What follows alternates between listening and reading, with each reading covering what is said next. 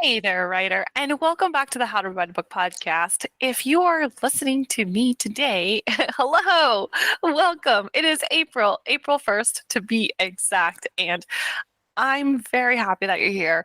Thank you for being part of this place, this community, where we get to share our inspiration and our want, our need, our desire, our passion for writing. And I'm really glad that you get to join me today.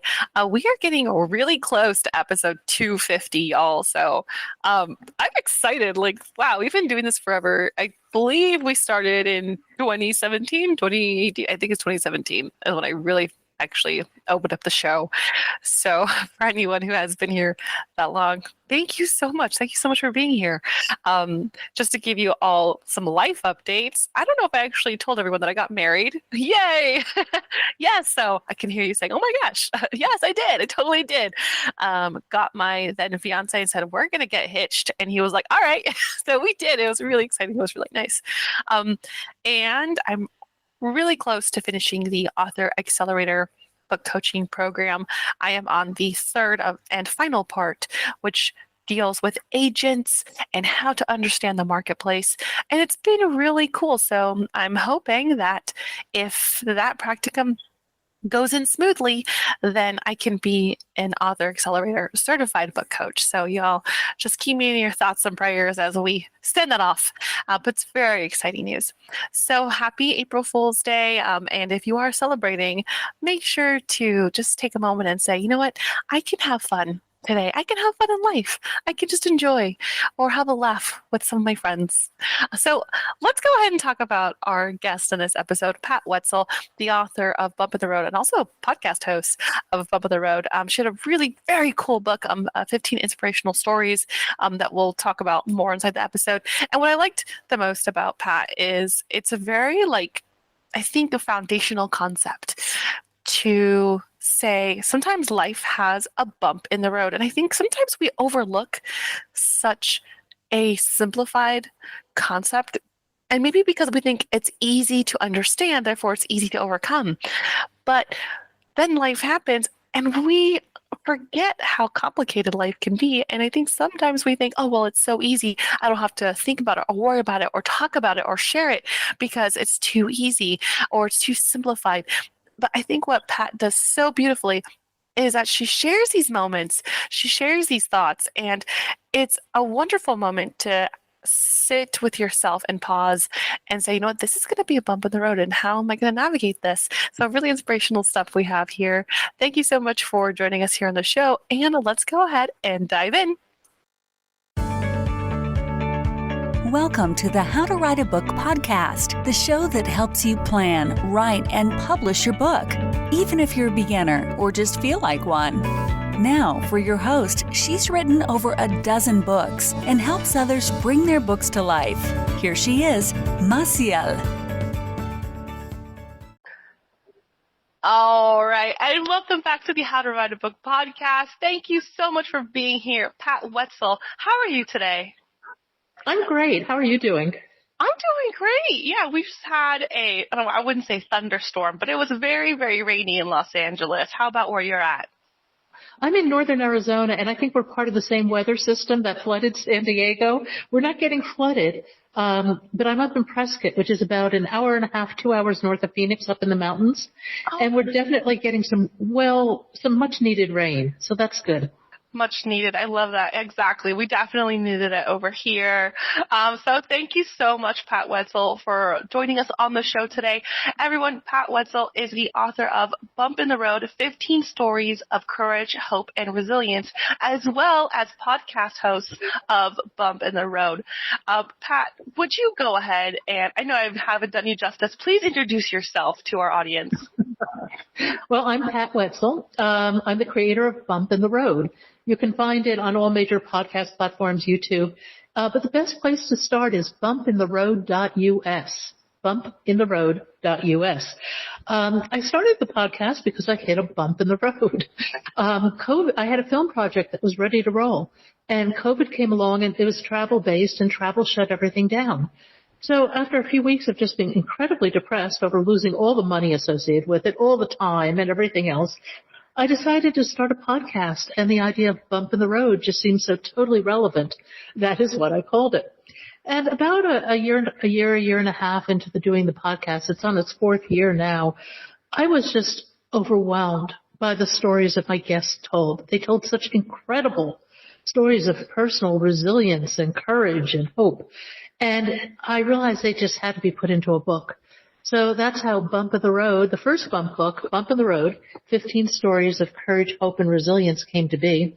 And the next book will be Bump in the Road, Strong Women. And they're all based on my guests from my podcast. Wow, that's lovely. So they are real stories about real people going through real hard things, right? Oh, yeah. And how they manage and navigate it. And I'm fascinated by it because nobody gives us a roadmap. Nobody gives us this sort of wisdom, this deep inherent human wisdom that we really need to navigate our lives. And I think stories are a great way to share the ups and downs that we all experience and the ways we manage them. That is so true. I mean, that's been true for, hundreds of thousands of years. I mean, just how we share stories about, don't go near the big bad wolf. Stories like this help us to navigate when we hit those bumps in the road. That's beautiful. So you're kind of going, I'd love to know how the seed of this idea happened. So you are inside your podcast, you're navigating your own bump. Was there a clincher moment that you're like, this story is going to help me create this book? Or was it a person? Or was something somebody said that inspired you to write the book? No, it was a culmination of things. I'd heard so many amazing stories that inspired me and brought me to tears. So I thought, it would do the same for others. And you can listen to the podcast, but the reality is, as host, I have a 30,000-foot view on things. I hear and see everybody's story. So that puts me in a position of pulling out specific commonalities and pieces of wisdom that are common to all of us. And that really motivated me to put the book together because these stories were just so amazing. And I hope in each story people find some piece of wisdom that is relevant to their lives. Yeah. Oh my gosh. I love that. So would you mind giving us a little bit of a taste, maybe what is and I'm sure it's hard to compare your children, right? What's one story that maybe you're like, oh, if you guys get this book, this definitely check out this story or maybe this and this story that really pop out to you? Well, they're all so good and they deal with different things. They may deal with identity, with parenthood. One that certainly always stands out is one of the most inspirational people I've ever met, Eric Weinmeier. Eric went blind when he was 16. So you can imagine losing your sight at that age and the anger and the rage and the isolation and everything that you go through, with an event like that. Well, Eric went on to climb Mount Everest. What? Yeah, climbed the 7 summits, and he kayaked down the Colorado River Rapids. And he formed a not-for-profit called No Barriers. I think it's nobarriersusa.org is the URL. And it's one of the most inspiring not-for-profits I've ever seen. If you're looking, for something to support, that is it.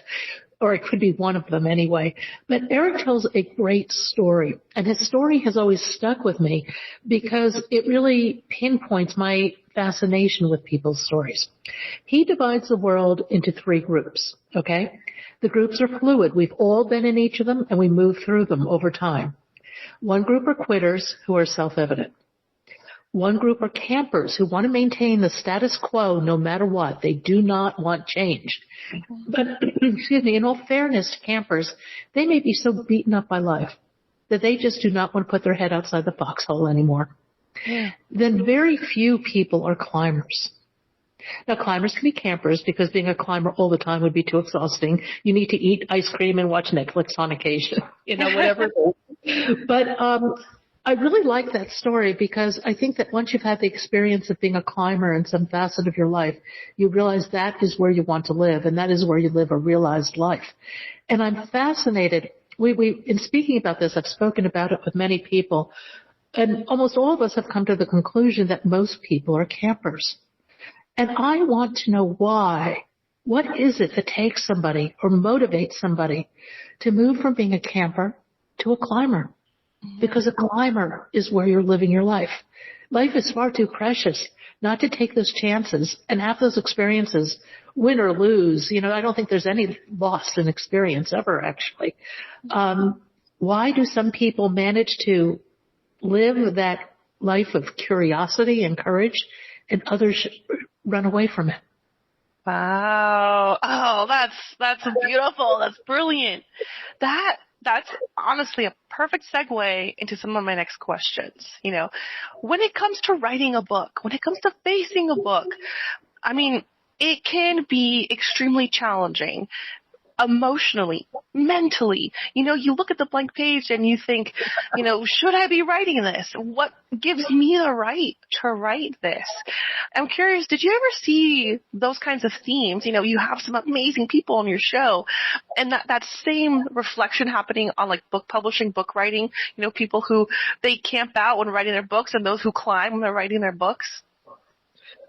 Oh, I think writing is so individual, and I think ultimately people have some experience of being a climber because you have to push through a lot and you just have to persevere. And then once you have the book done, it's 10% writing and 90% marketing. So you don't really even know what you're getting into. But I think for me, the hardest part of writing a book, there are two things that were really hard. One was I started off with 30 stories. I could have had 50. Oh, wow. I had to weed them down. I got rid of half the book. That was the step number one that was rather difficult. The other one, interestingly, came when I was time to ask for endorsements.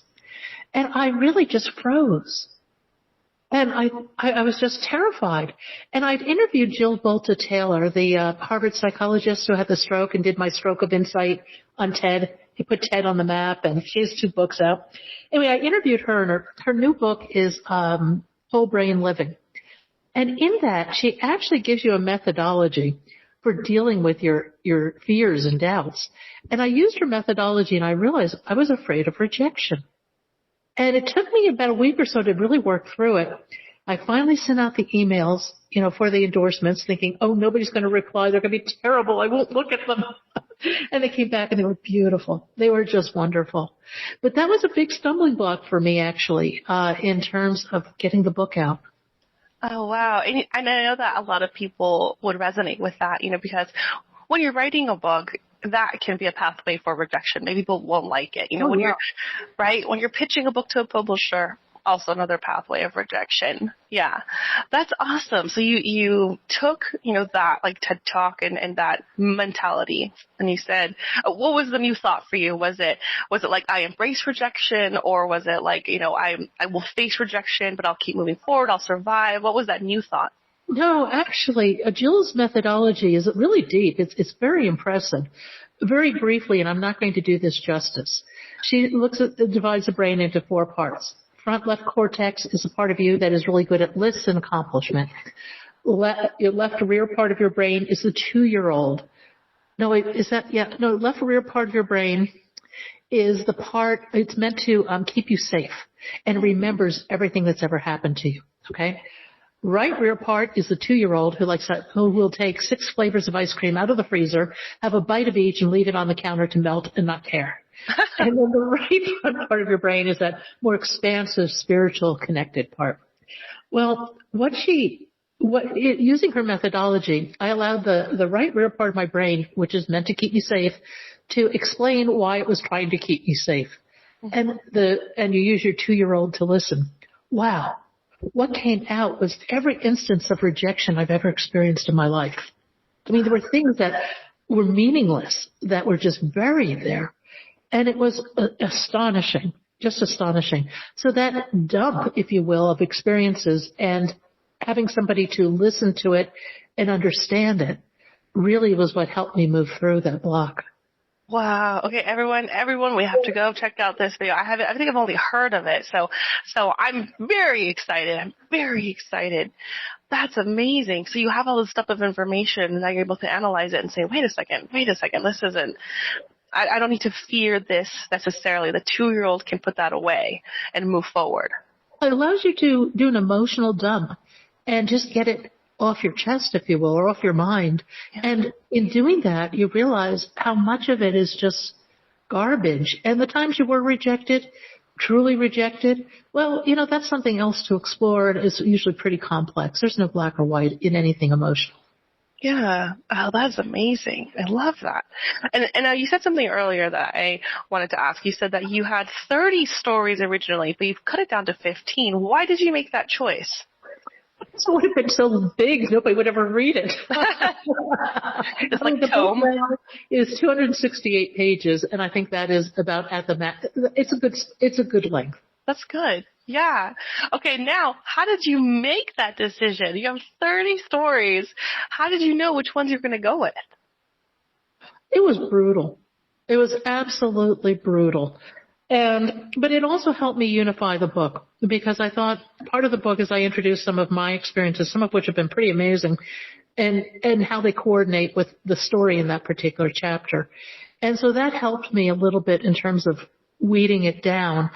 I regret some of the chapters I had to leave out, but they'll show up in another book. And speaking of, excuse me, I'm recovering from strep throat, so this, sometimes my throat makes noises. Now, you did mention you have another book. I think you mentioned to me before this you might have 2 other books. Can you tell me what's in the future already before we dive on to the next questions? Bump in the Road is going to be a long series of books. I probably have enough material to do about 20 books right now. Oh, and wow. What I'm looking to do is choose a theme like Bump in the Road, strong women. What are some stories about strong women? What are some of the bumps they hit? How did they manage and navigate this? And what was the outcome? What did they learn? Bump in the Road business. I interviewed a gentleman who sold his company for $500 million and ended up broken in federal jail. Oh, wow. Yeah, I mean, just the whole, I have such a wide range of incredible, really heart-touching stories. I just interviewed Tina Davidson, who's an American composer, and she has a book out called Let Your Heart Be Broken. It's a beautiful book, and she's very right-brained. She's very arty and, literate.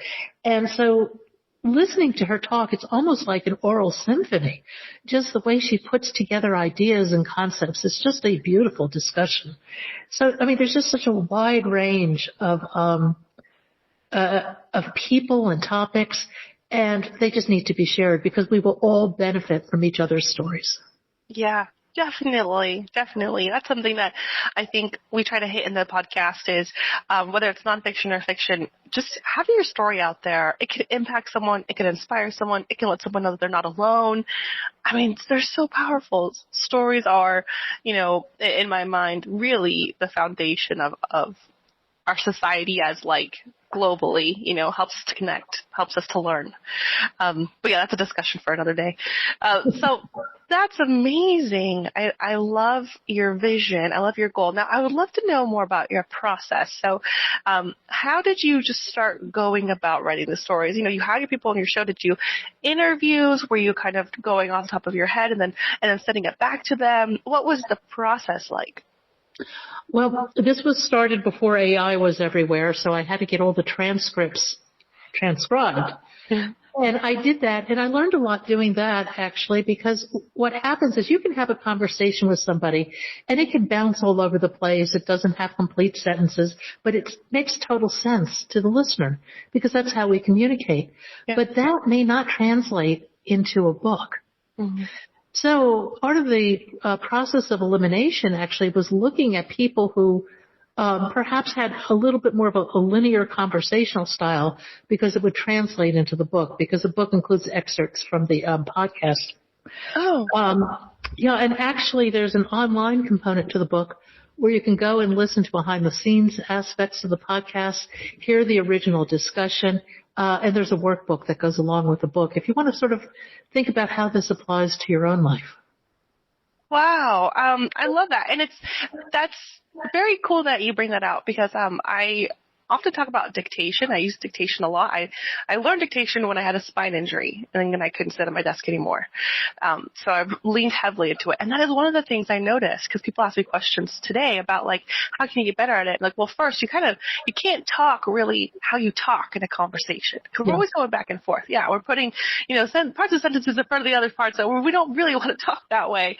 And it's funny that you kind of have to figure out what's the story? Where are we here first in the big picture? And then you can start whittling into like structure and line editing and things like that. But first, when it comes to talking, that's kind of like a whole other beast. Oh, yeah. Yeah. It really is. And I think that going forward, I'm working on the second book now, mostly structurally. I'm mulling it over because I want the structure of the second book to go along with all the other books that follow. And that's one of the things I'm working on is maybe I should retell everybody's story so that they always sound literate, have a few quotes, because I don't want to ignore anybody. There's one gentleman I have in mind who's wonderful. He's warm and friendly and giving. He has a heavy accent, and he is, in terms of sentence structure, there is none. But his story is wonderful. So those are the sorts of things you have to wrestle with in terms of how do you translate that into a meaningful story in a book. Yeah. Oh, that's great. I think that's such a beautiful endeavor that you're on. You're sharing these people's stories. You're a medium for, their voices. And that is so great. You're uplifting and empowering those voices. You know what it is? We all have the same emotions, right? Mm-hmm. Now, we may have different experiences, and we're all unique, but our emotions are the same. So if somebody gets slammed with, say, isolation, that's something we can all relate to. How did they get through it? What did they do? Maybe somebody goes through a set of experiences where they absolutely lose their identity. That's a tough one. And it happens to a lot of people. You can get lost in that. But when you start hearing stories of how people dealt with it, it is really incredibly helpful, I think, in realizing, one, you're not alone, and two, there are ways through these bumps. Yeah, exactly. Oh, and it really comes back to like, hey, yeah, you're not alone. Here's a story to connect you, to connect me. We're connecting each other. We're human. We're all human. Yeah. Now, I would love to know, since you're already working on the next book, what mistakes did you make with the first one that you're carrying over to the next one? You're like, okay, I learned that. Now I'm going to make sure, I could tackle that in the next book. Yeah, actually, and I'm still going back and making some changes to the first book. One of the things I learned is the importance of really strong editing. And very strong copywriting, particularly for spelling errors and grammatical errors and things like that. I think that is an essential piece of it. Also, I think the importance of the cover. I'm probably going to be changing the cover of Bump. But I also want a cover that will be consistent to some degree, through the series. So that's requiring a little bit of thought. And those are maybe cosmetic changes, but they're important changes. Yeah. Okay, that's very cool. And speaking of, you are independently published. What was that learning for you? Did you have an independent publishing experience beforehand? Was this totally brand new to you? I did a lot of homework and research, and I read the contracts. First of all, you're not going to get a major publishing house unless you're a celebrity. So just write that one off. It's not even available. Secondly, then you're down to either self-publishing or using a publisher or a hybrid arrangement. I have 80,000 followers across my social media platforms. So I have a little bit of a base.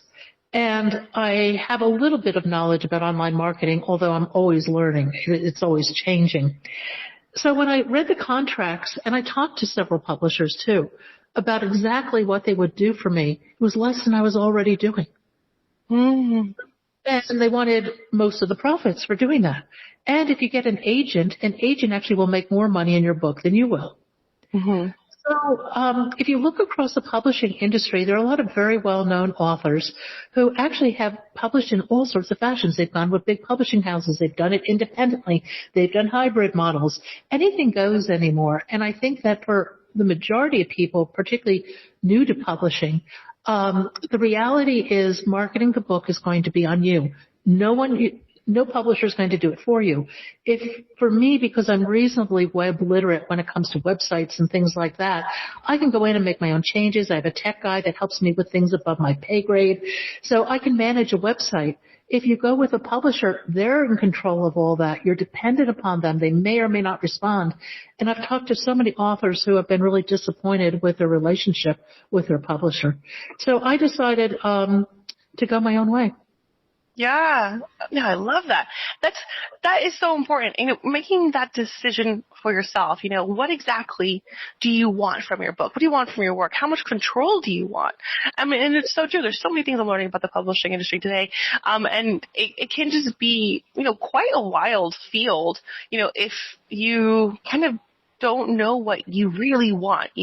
Some people really want the traditional publishing deal just because, that's what they really want, but it comes with a lot of different caveats, or they want to do hybrid publishing, but you also got to look out for certain types of, publishing companies out there that it's just like you said, you're doing more than they would even offer you. I mean, it's so true. It's so true. It's an interesting landscape, I feel like, because it's so new in a way that those rules and regulations, a lot of people don't really know what to expect.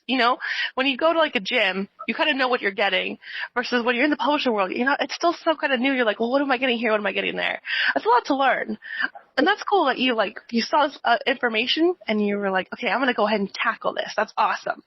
Well, I think you have to read the contracts. That's really important. Read the contract and make sure you understand it. If you don't, get some help to understand it, because you need to know what you're getting into. You need to know what your responsibilities are, what the publishers are, and I think that's just ground zero really for this whole thing. And asking questions, being like, what does this mean? Why this? Why this? And if that person doesn't even want to give you that information, that's already like okay, let's pivot, let's go a different direction. Was there ever a point when you were learning the self-publishing journey that you felt perhaps overwhelmed, or you felt like, maybe this is going to be harder than I thought, and how did you tackle those moments? Actually, I think book launch was the most overwhelming, because you're pushing really hard to get that Amazon bestseller, status within, that first month or whatever. Yeah. So that you've put all this effort into it. You're really pushing. You have to hit those numbers. And then after that, man, I was exhausted. I was like, I need a break. Oh, I bet. Did you treat yourself? Did you do something, go on vacation, something like that?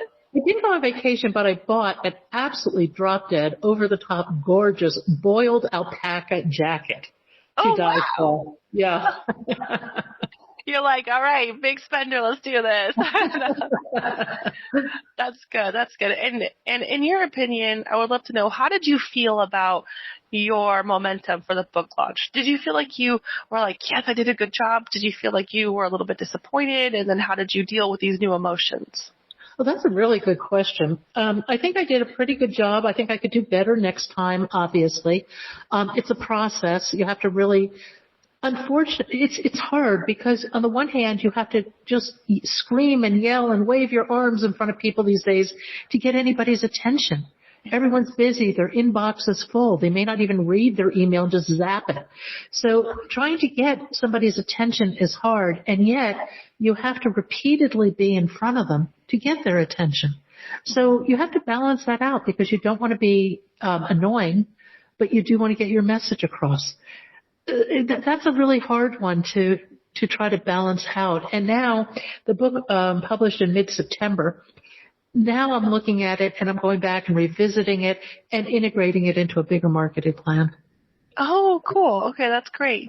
So you gave yourself that pat on the back that said, I did good, but also, here, I have some lessons. I'm carrying them forward. Oh, absolutely. I think this is a continual learning process. Yeah. Which is part of the fun, actually. Yes, I love that. It's part of the fun. I thank you for saying it that way, because sometimes we're like, oh, it's like it can be overwhelming. But no, it's part of the fun. Well, I like to write. So for me, I find if I can just have an idea or know more or less where I want to go, I'll just sit down and start writing, and it'll come together. It may need a few revisions. It always needs a few revisions, but that's okay. Yeah. Oh, thank you for sharing that. It's always good to come back to the core of like, enjoy writing, have fun with it. Yeah. Now, I have a question about your guests that are kind of starred inside your book. When you were kind of collecting these stories, did you ever feel like maybe they themselves had maybe like a writer's block, or they were afraid, or they didn't know that maybe they have confidence in their story? Did you ever hit that with the people that you were starring in your book? No, not really. And I'm just thinking for a moment, because this is their life. They've lived it. And they're willing to share it, and they're willing to share how these bumps have influenced them.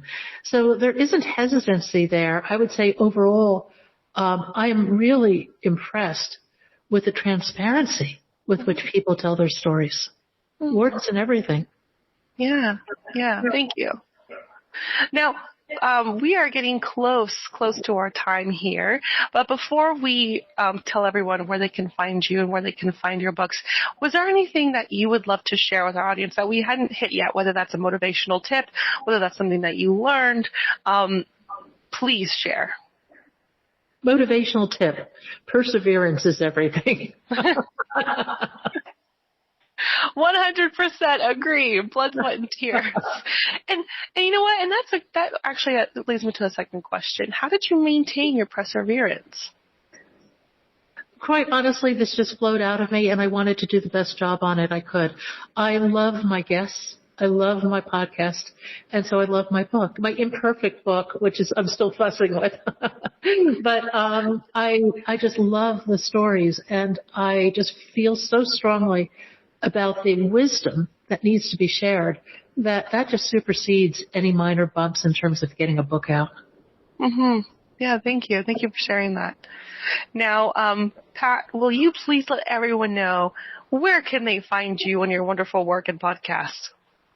Bumpintheroad.us. The book is on Amazon, and there's lots of information about the book on the website. We're on YouTube, we're on Spotify, on Apple, we're on all the major platforms. But actually, the website is the best place to start, bumpintheroad.us. Great. Thank you so much. That is Pat Wetzel. Pat Wetzel, thank you again from the How to Write a Book podcast. This has been a pleasure. It's been a joy to have you and also to hear about the amazing stories, the amazing people that you're sharing. And I encourage everyone, go get a copy of Bump in the Road, 15 Stories of Courage, Hope, and Resilience by Pat Wetzel. Again, Pat, we would love to have you back when you get the next book out there. I mean, I'm sure it'll be another game changer. Thank you. Thank you from the How to Write a Book podcast. We appreciate it. And that's a wrap for today's episode of the How to Write a Book podcast. Thanks so much for tuning in, and I hope you enjoyed the conversation. If you want to keep up with me and my work, check out the website, blackheartedstudios.com. That's www.blackheartedstudios.com. And follow me on Instagram at Mastiel Writes. That's at MASSIEL Writes. As a book coach and publisher, I'm passionate about helping aspiring authors bring their stories to life. So if you've been dreaming of writing a book and don't know where to start, head to my website and let's chat. You get a free 30 minutes on me. Thanks again for listening, and don't forget to subscribe and leave a review. I'll see you in the next episode. Thanks.